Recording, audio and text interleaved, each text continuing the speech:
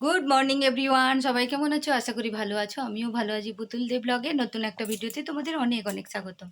তো আজকে সকাল এখন 6টাও বাজেনি। সকাল সকাল এত হাসি খুশি, মানে আজকে বাপের বাড়ি যাচ্ছি।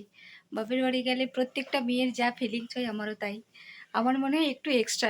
কেন বলি, আমার বাপের বাড়িটা যেহেতু অনেকটা দূরে, কম যাওয়া হয়। তাছাড়া কি বলতো, অনেক দিন বাদে বাদে মা বাবাকে দেখা হয়, ওই জন্য এতটা এতটা আনন্দিত তোমাদেরকে বলতে মানে প্রকাশ করতে পারছি না। তো রেডি হয়ে নিই, সঙ্গে থাকো, পুরোটাই দেখাবো তোমাদেরকে, সঙ্গে থাকো। টাটা। তারপরে বেরিয়ে পড়েছি। আমাদের গাড়িটাও বের করে নিয়েছে বাবু। সামনের কাঁচটা একটু ও মোছামুছি করছে। আমি জানলা দিয়ে একটু তুলে নিলাম যে গাড়িটা আমার বেরিয়েছে কিনা। তারপরে আমার মুখটা দেখেই তোমরা বুঝতে পারছো যে আমি কতটা হ্যাপি। প্রত্যেক মেয়ের জীবনে বাপের বাড়ি কী সেটা আমাকে বোঝাতে হবে না, সবাই জানে।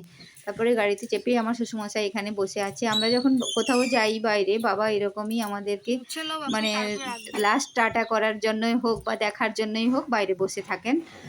আমাদের এই যে আমার ছেলে মামার বাড়ি, আমার হাজব্যান্ডের মুখটা ভোঁতা, কারণ ও যাচ্ছে তার শ্বশুর বাড়ি আর আমি যাচ্ছি বাপের বাড়ি। ওই জন্যই দেখো, ছেলের মামার বাড়ি, আমার বাপের বাড়ি, আর আমার হাজব্যান্ডের শ্বশুর বাড়ি। মানে শ্বশুর বাড়িটা একটু কেমন মনে হয় না, যেরকম মেয়েদের জীবনে ছেলেদেরও ভাবছে আবার বন্দির মতো ওইখানে কাটাতে হবে, রাজত্ব চলবে না।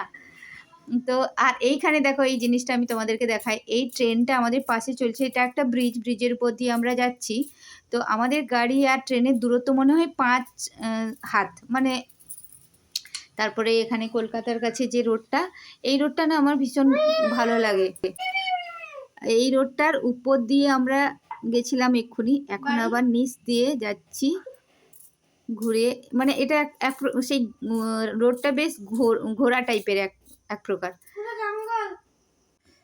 তারপরে আজকের ওয়েদারটা ভীষণ বাজে ছিল। বাবা মা সবাই একটু ভয় ভয় করছে যে কেমন ওয়েদার, আজকে বেড়ালি কেন। কিন্তু আমি রাত্রিবেলা আমার হাজব্যান্ডকে বলেই দিয়েছি কালকে আমি যাব।